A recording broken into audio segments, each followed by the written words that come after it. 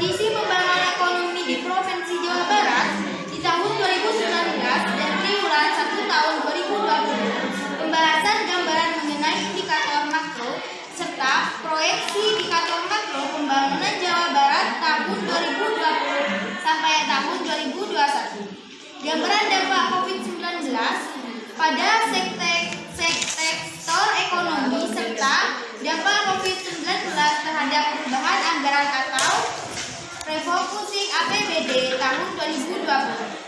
Gambaran indikator makro Jawa Barat yang terdiri atas laju pertumbuhan ekonomi Jawa Barat, inflasi, ketenagakerjaan, dan ketimpangan.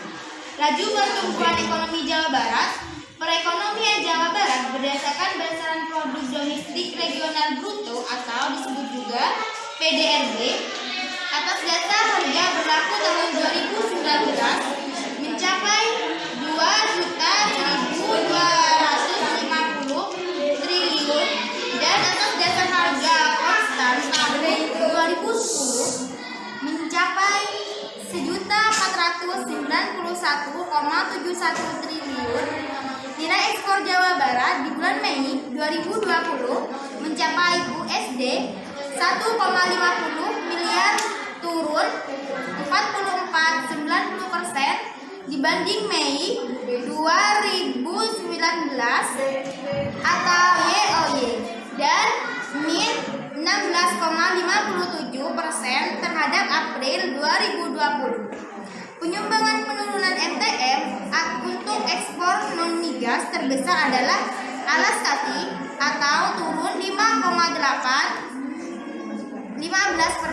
plastik dan barang dari plastik atau turun 25,30%, dan mesin atau pesawat mekanik atau 25,27%. Nilai impor Jawa Barat di bulan Mei 2020 mencapai USD 0,47 miliar, masih negatif sebesar 27,84% terhadap Mei 2019 dan 37,48% terhadap April 2020. Jawa Barat mengalami surplus USD 1,4 miliar, sementara untuk kota tahun 2020 atau Januari sampai Mei telah mencapai surplus USD 6,94 miliar. Laju pertumbuhan ekonomi Jawa Barat tahun 2019 tumbuh 5,07% atau melambat apabila dibandingkan dengan tahun 2018 sebesar 5,66%. Dari sisi produksi, pertumbuhan tertinggi mencapai oleh lapangan usaha jasa real estate terbesar 9,4.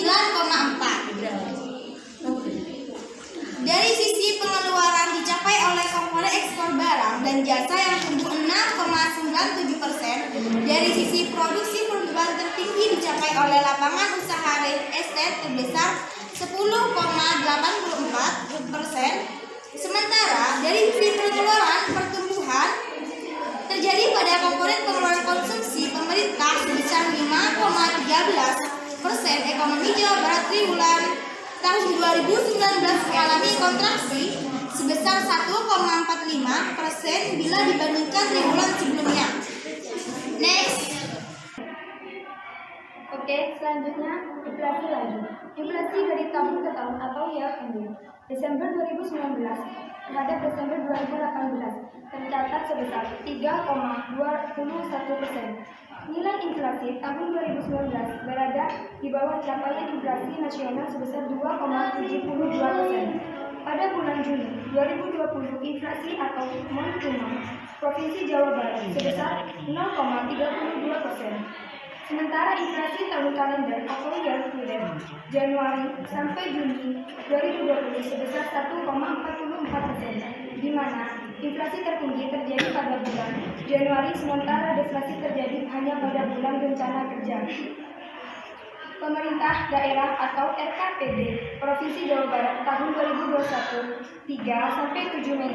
Sedangkan inflasi dari tahun ke tahun atau year on year Juni 2019 sampai Juni 2020 tercatat sebesar 2,75%. dan kondisi ini lebih tinggi dari nasional sebesar 1,96%.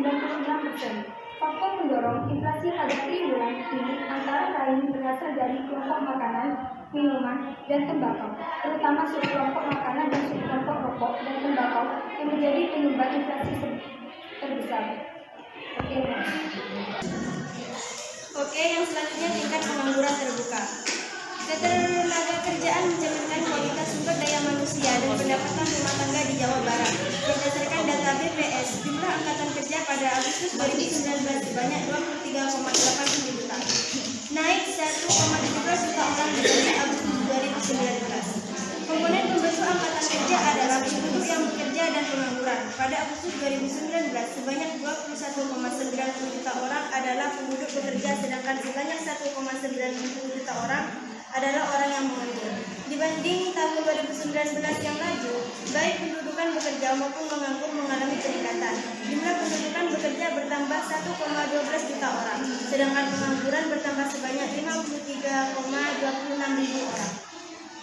Sejalan dengan naiknya jumlah angkatan kerja, tingkat partisipasi angkatan kerja TPAK juga meningkat. TPAK pada Agustus 2019 tercatat sebesar 65,07%, meningkat 2,15% poin dibanding tahun 2018.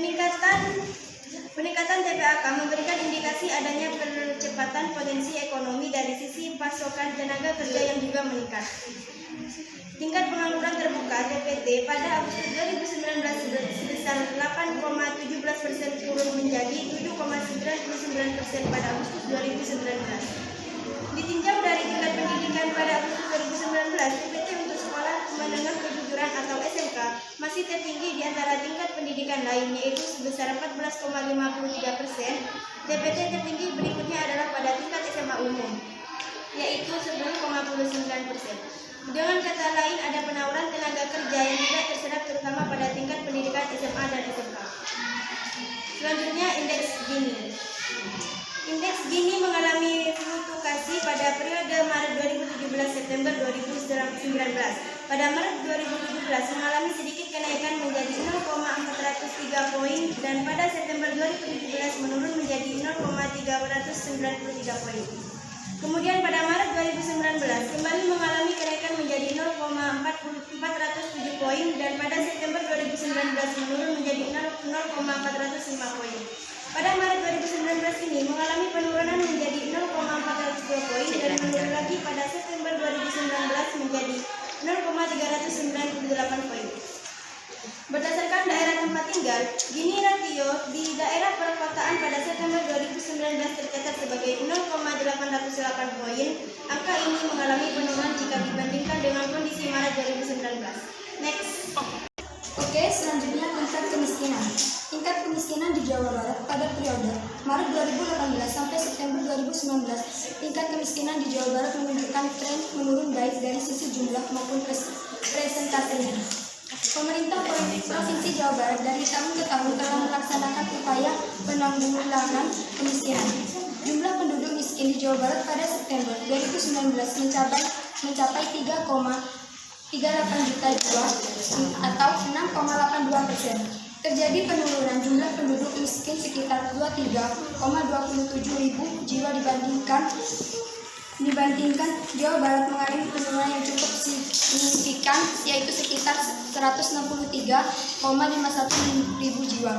Berdasarkan daerah tempat tinggal pada periode Maret 2019 sampai September 2019, jumlah penduduk miskin di daerah perkotaan maupun perdesaan turun masing-masing sebesar 3.000 jiwa dan 20,26 ribu jiwa.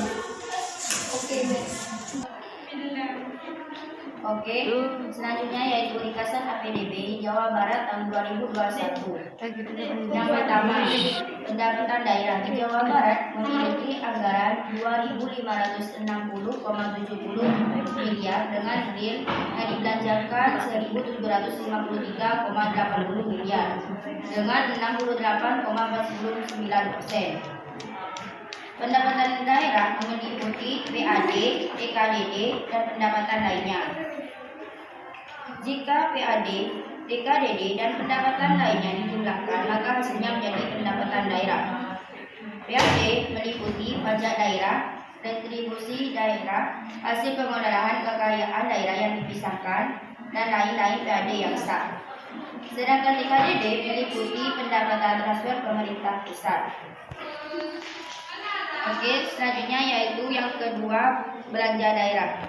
Di Jawa Barat memiliki anggaran 2.542,70 miliar dengan real yang dibelanjakan 2.272,7 miliar dengan 89,36%. Belanja daerah meliputi belanja pegawai, belanja barang dan jasa, dan belanja modal. Jika belanja pegawai, belanja barang dan jasa, dan belanja modal dijumlahkan akan menjadi belanja daerah. Yang ketiga yaitu surplus.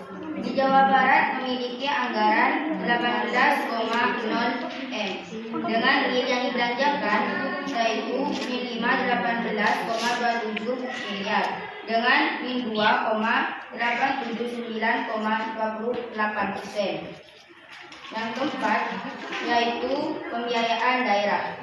Di Jawa Barat memiliki anggaran 0,00 M dengan real yang dibelanjakan 0,00 M dengan 0%. Pembiayaan daerah meliputi pengeluaran pembiayaan daerah. Sedangkan pengeluaran pembiayaan daerah meliputi pembentukan dana cadangan dan pengelolaan modal daerah.